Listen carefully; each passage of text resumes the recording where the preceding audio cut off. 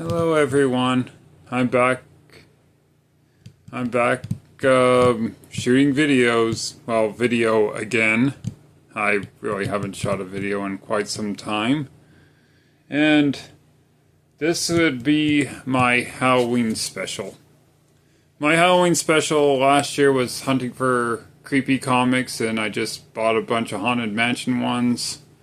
And I would have done the same thing this year, but I never really got around to it. Next year, perhaps I'll do it. For this year, I'm even wearing an amusing hat,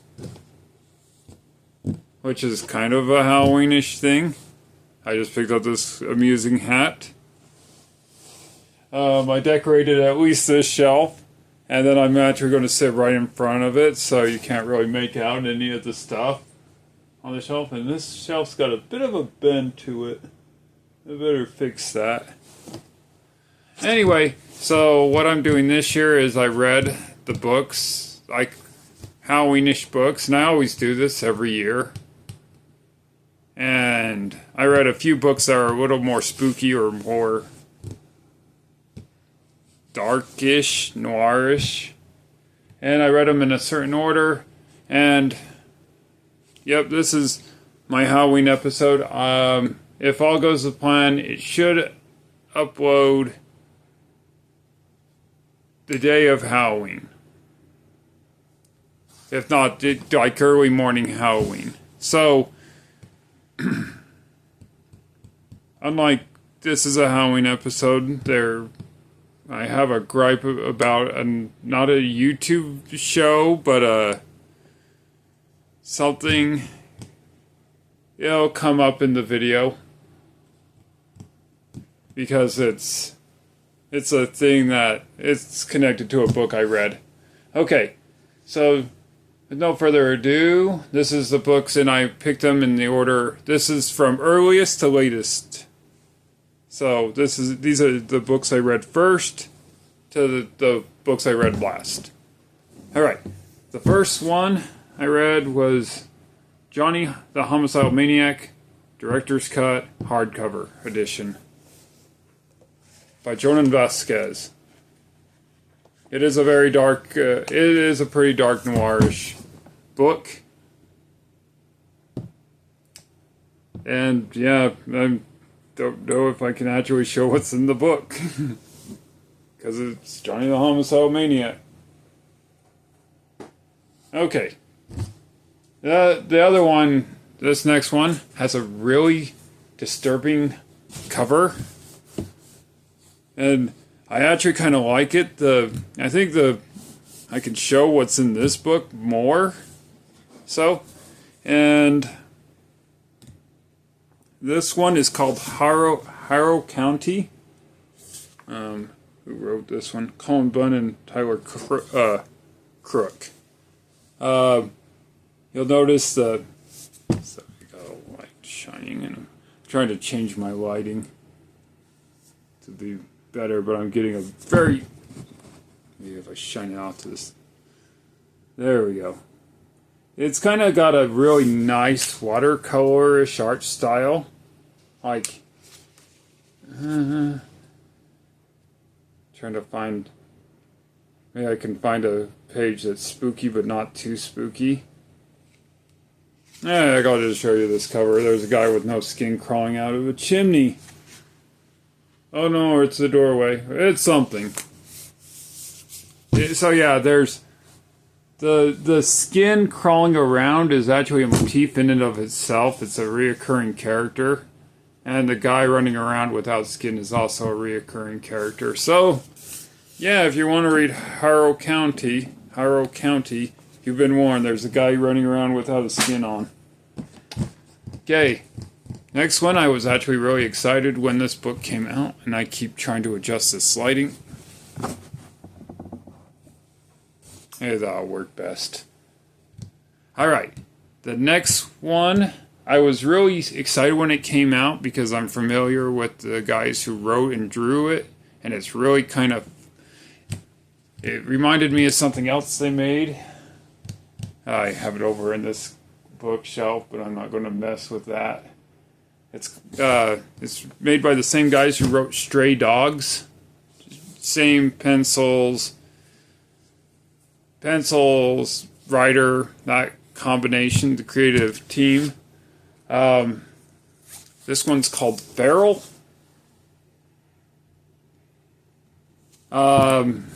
Feral, it's kind of like Walking Dead, but with cats. I think the storyline is that these cats are walking through a world where the rabies virus, and they don't. I don't think the cats acknowledge the rabies virus exists, a particular illness. They just, once somebody gets scratched or bit by someone, one animal scratcher bites another one with the virus, they become the bad ones or bad ones. And basically these cats have to navigate a world where they were left by their owners, and they have to navigate a world where there's like super rabies. And I'm led to believe that this rabies is actually worse than normal rabies, which incidentally, normal rabies in our world has a 99.9% survival vitality rate, meaning if you get rabies, you will die, and it won't be pretty. And it's kind of the same here, except I'm led to believe that the rabies virus that is in this book is actually a mutated form of rabies virus that is even worse. So, Feral, yeah, just a bunch of cats trying to survive a rabies apocalypse.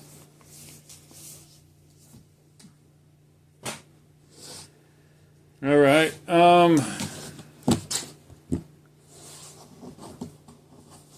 had to pick this one up when I found it. I just found it is appropriate because all books from this name, like this, under this title, usually would fit in with Halloween very well. I have The Crow, and it's called Pestilence. The Crow follows a basic theme of someone who dies but comes back to life due to the crow bringing them back to life, and that person brought back to life seeks vengeance for a misdeed that was done to them. This one was the crow in this one is actually a boxer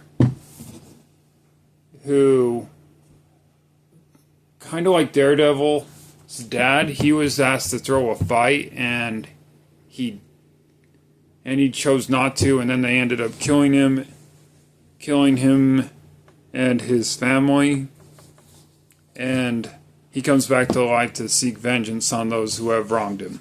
Much like, and The Crow works well because it's just a tried and true method of just guy comes back to life to avenge the deaths of family, and it always works. Most of the time it works. Okay, the next one is a series of 3 books, and they have a bit of a reputation. I called them the cursed books for a while because the artist who worked on them, he was going to do it for longer, but he ended up not finishing the series because his health demands made him stop. He felt he was unsafe while making this book. Alright. It's PTSD Radio. Volumes 1, 2, and 3. Each one features a kind of engrossed cover where you kind of get an effect of the eyes. I think the creepiest one is probably Volume 3. Because it looks just, yeah. Let that sink in. The film PTSD Radio is kind of creepy. He does the thing that most manga artists, the artist writer Masaki Nakayama did this. They do, like, some people. I noticed it first from Junji Ito, who is another horror manga writer. They do this thing where they actually will measure their panels out, so when you turn the page, there's going to be jump scares.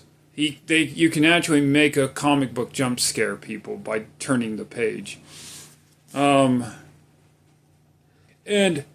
this also had a thing where there was no real... There were like plot threads picked up, dropped. It almost felt like the PT... Like, I think I understand what the writer artist was going for.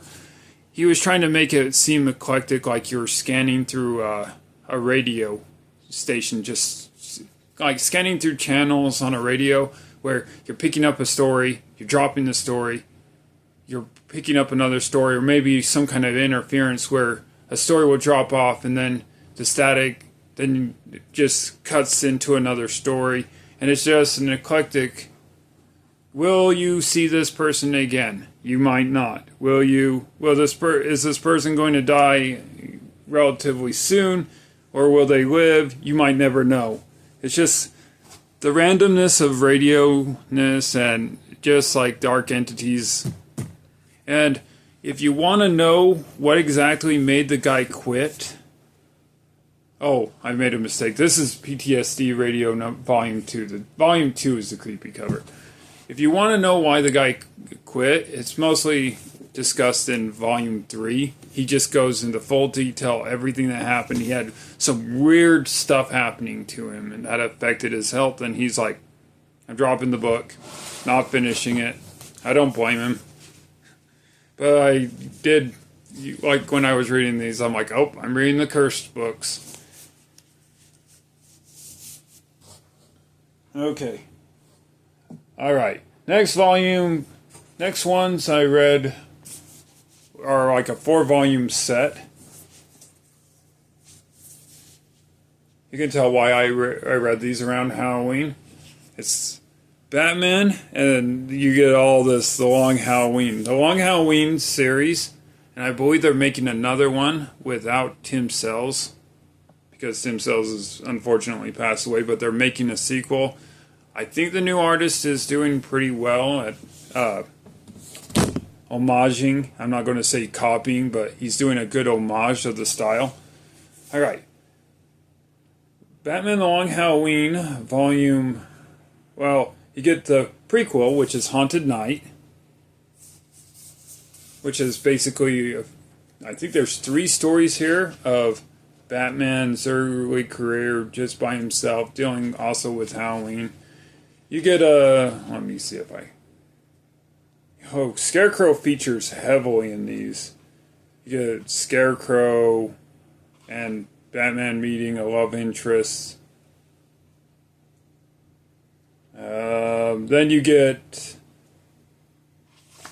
a Mad Hatter storyline where Barbara Gordon wants to go trick-or-treating or wants to hang out on Halloween in Gotham. Halloween in Gotham is quite literally bad for your health, so you know she won't.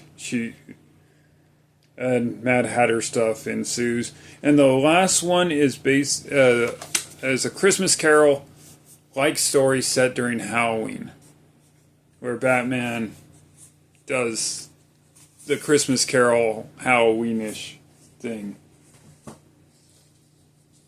Then you get the book itself, Long Halloween. This series, I believe, is a 12-issue maxi series collected here. It features a Batman villain who kills on a holiday starting on Halloween, hence why it's well, don't want to give that much away, but it's a whodunit featuring a villain that kills on holidays, and you don't know, you know, it's really good. Again, it's really good. I'd say this is probably the weakest book of the 3, the 4, and this is my first time reading it, and I still liked it. And it's just I didn't It was. I like my issue with it, but this is Catwoman. When in Rome. Basically, it covers Catwoman in the storyline of Long Halloween. Kind of like doing an investigation in Rome. She also goes with Riddler, Edward Nygma.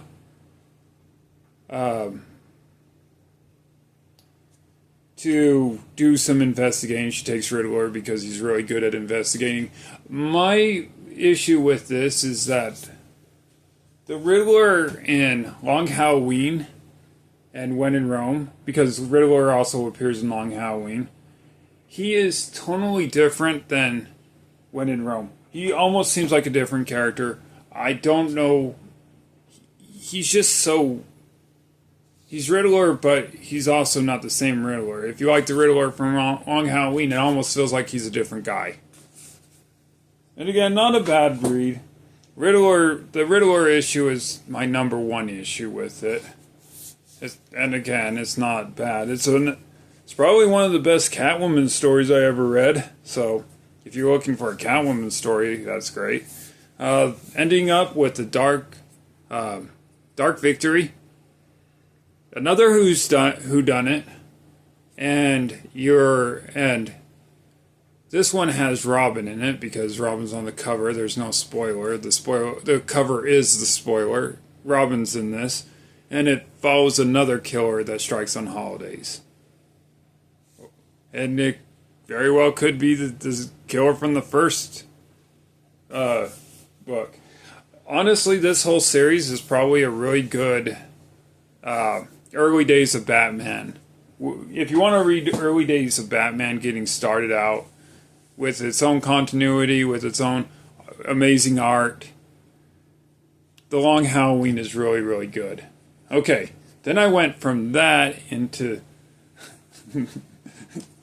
into this one. It's called Batman King of Fear.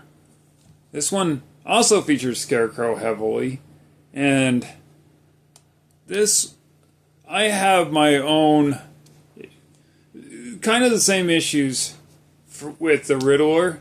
This version of Scarecrow is totally different than I'm used to.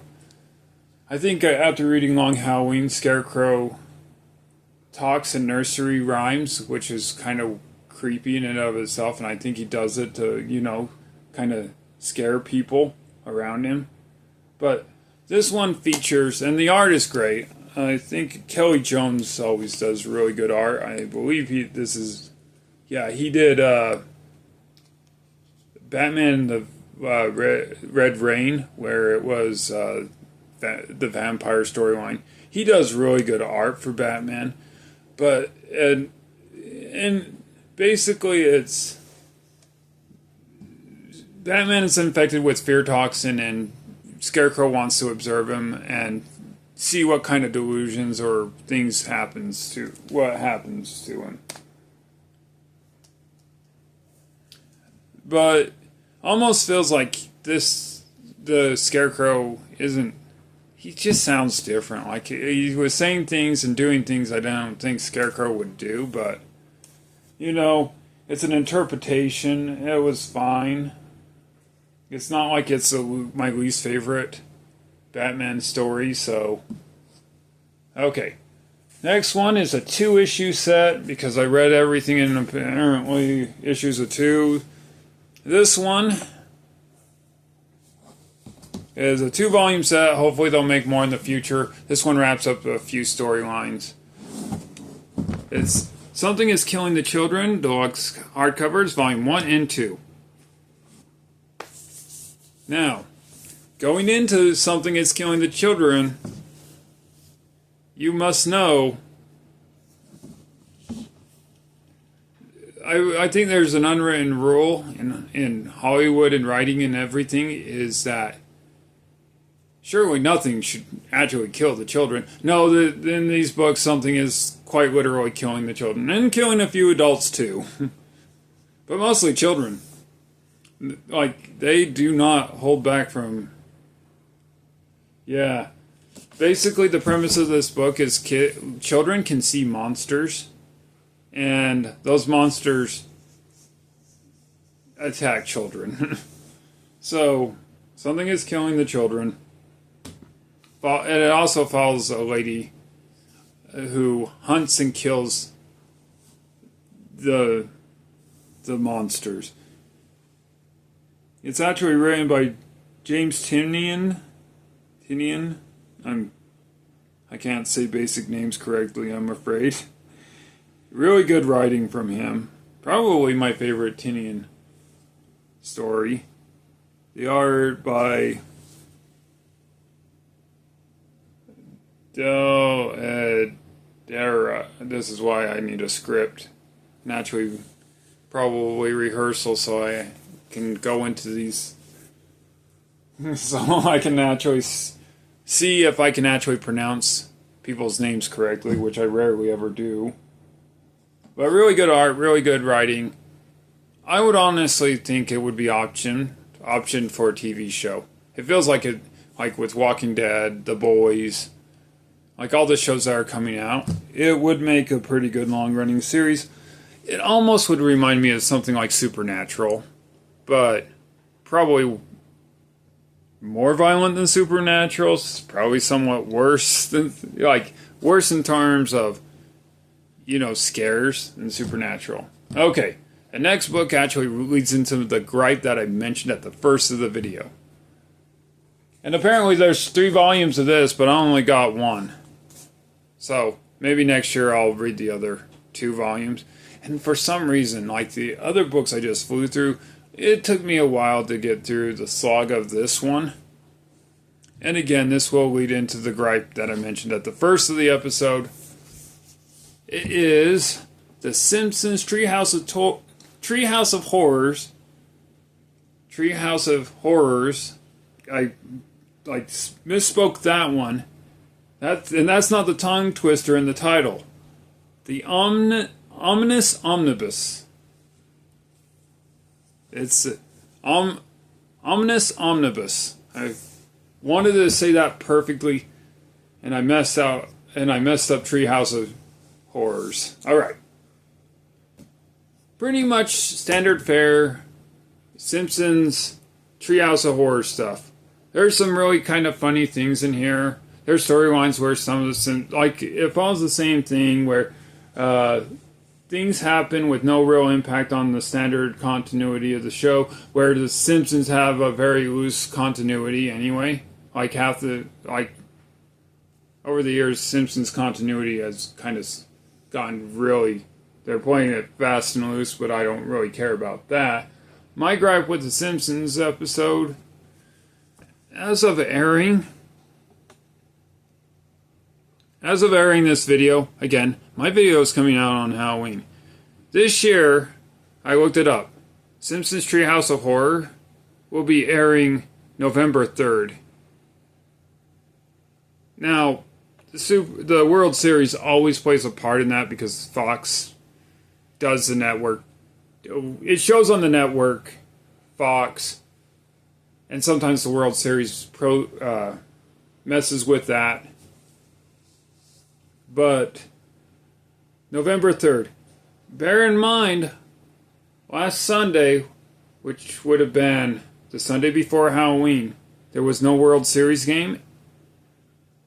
And they showed a new episode of The Simpsons. But it wasn't the Treehouse of Horrors. So, it's not like what I'm doing where I'm shooting a live video. I'm shooting a video now, and I'm going to post it, and it'll happen to come out on Halloween. I could have actually put it off so this didn't come out at Halloween, but it did come out on, I made it so it'll come out on Halloween. On Halloween the day. Any attempt to make anything Halloween themed come out where it doesn't come out on the day of Halloween is upsetting. And when they had a chance to show a Halloween episode, a new episode that could have been the Halloween episode, but they showed a non-Halloween related episode, is absurd. And I feel like this book is getting the gripe for what the show did. Anyway, this book is interesting. It really is kind of fun. And because it does play fast and loose with continuity, there's a story in here where,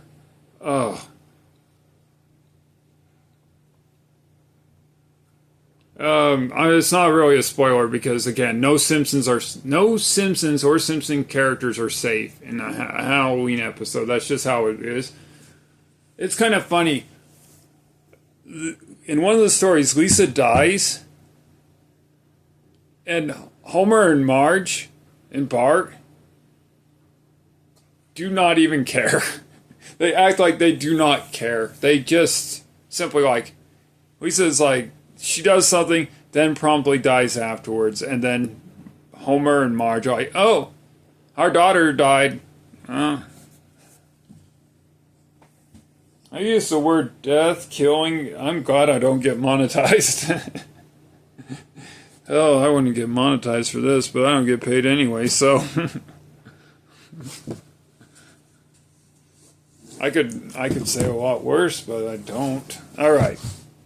Last book I was able to read. This one was just one I just picked up and read. And it just happened to fit the theme, so I'm like, you know what, this is a Halloween. This works for Halloween. And whenever I see one in the format like this, I have like some Punisher books over here where it's in this nice format. I just like this format. And they don't always do it all the time. And it's weird because I don't even know how this would actually be collected. If it's collected in like Amazing Spider-Man. Oh well, I gave it away. Alright, Amazing Spider-Man, Spirits of the Earth. So, this one, the format is really weird considering like what a standard hardcover or even like a paperback. I just have, I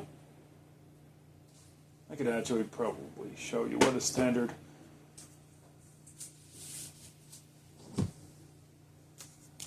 Alright, this is a standard Vertigo, which would be a standard DC hardcover, We 3. It's a standard. This sticks out a little bit more on your bookshelf. It's more of an artsy thing too.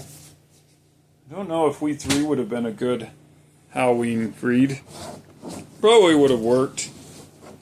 Alright, so basically with this one, Spider-Man goes to Scotland with his wife, Mary Jane. I don't acknowledge One More Day, so I don't have to acknowledge that he's not married to Mary Jane anymore. I don't have to acknowledge it. Alright. And it's just like the art in this format really allows for like good wide shots, really good art. It just like it's a very interesting art style, and the storyline is really kind of weird. Again, so Mary Jane and Spider-Man go to Scotland, and the reason I say, hey, this is a Halloween story, is that,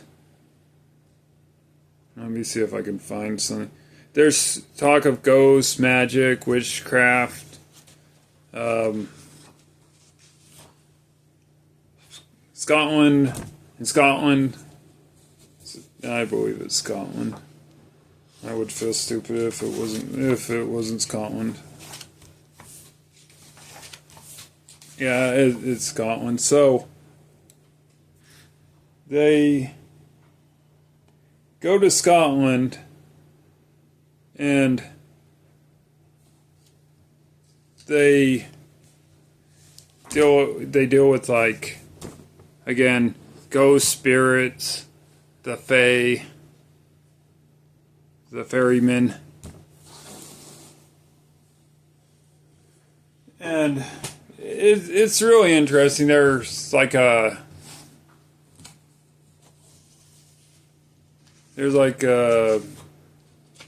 Scottish Highlander ghost and his people, and oh look, there's yeah, that's kind of what you're dealing with.